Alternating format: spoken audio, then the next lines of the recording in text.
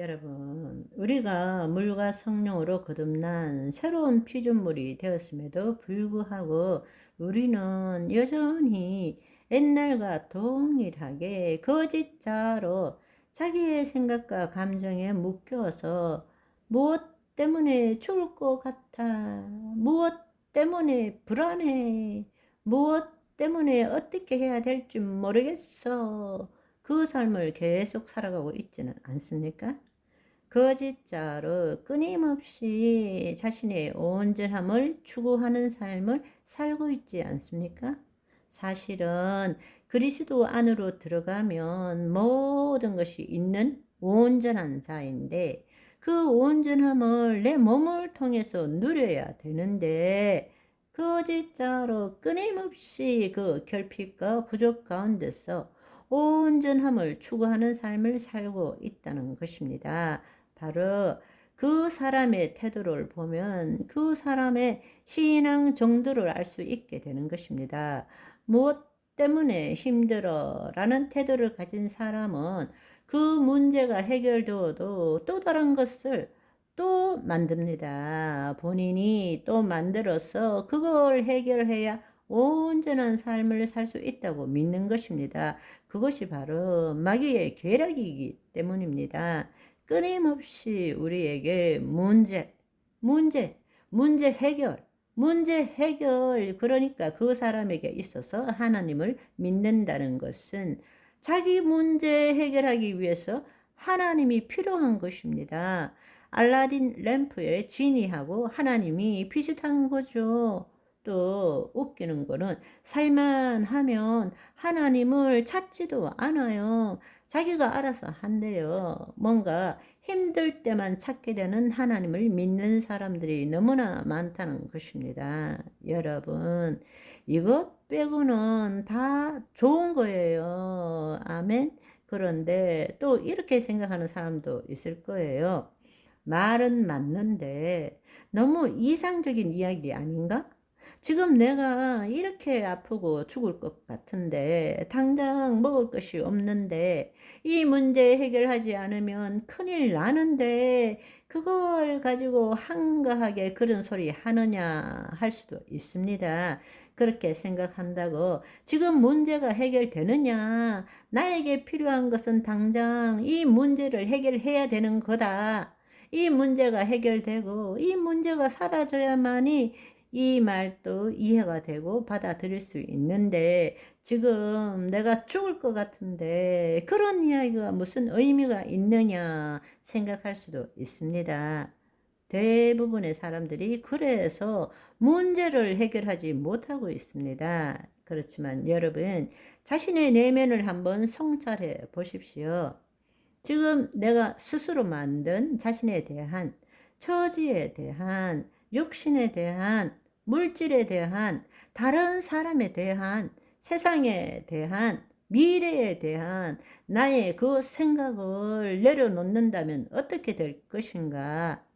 사실은 중요한 것은 지금 자신, 다른 사람, 세상, 처지, 환경 문제가 아니라 그것들에 대한 나의 생각이 지금 나라고 믿고 있지 않습니까?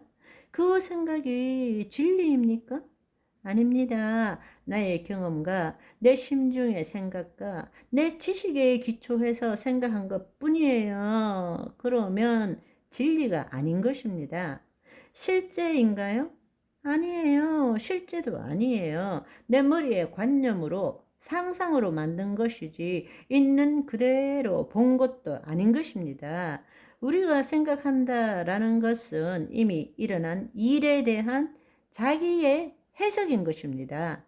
실제가 아닌 것입니다. 있는 그대로 보지 않는 거예요. 자기 나름대로 축소, 왜곡, 확대, 상상해서 보는 거예요. 그런데 그걸 나라고 믿고 있는 거예요. 여러분, 이제 깨어나야 합니다. 그러면 문제가 없다라고 여기거나 문제를 해결하지 말라는 뜻이 아닙니다. 문제 해결하기 전에 그 문제에 대한 자신의 생각과 존재가 먼저 바뀌어져야 된다 라는 이야기입니다. 그 말을 다른 말로 하면 자기를 부인하고 자기의 십자가를 지라. 그런즉 너희는 먼저 그의 통치 아래에 들어가라. 의를 이루라. 말씀대로 생각하고 느끼라. 그러면 눈앞에 보이는 실체가 바뀐다. 아멘.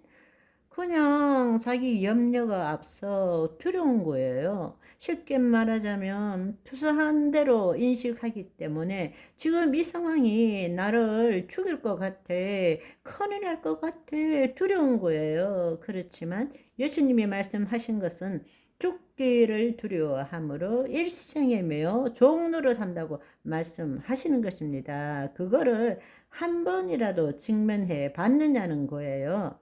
직면하고 나면 내일 아궁이에 던지우는 들풀도 하나님께서 이처럼 입히시거늘 하물며 너희들을 일까보냐 믿음이 적은 자들아 말씀하시는 것입니다. 그런데 우리는 그걸 직면을 못하는 거예요. 그러니까 결국에는 하나님을 믿고 말씀을 믿지만 내 자신은 포기 못한다. 나는 주님 앞에 내 자신을 포기하지 못한다. 나 잘 되려고 형통, 축복, 더 나은 삶을 위해서 하나님이 필요한 거지. 내가 죽고 새로운 피조물로 주님을 나타내는 삶, 그거는 못 살겠다. 똑같은 이야기인 것입니다. 수많은 사람들이 은혜를 언제 누리느냐?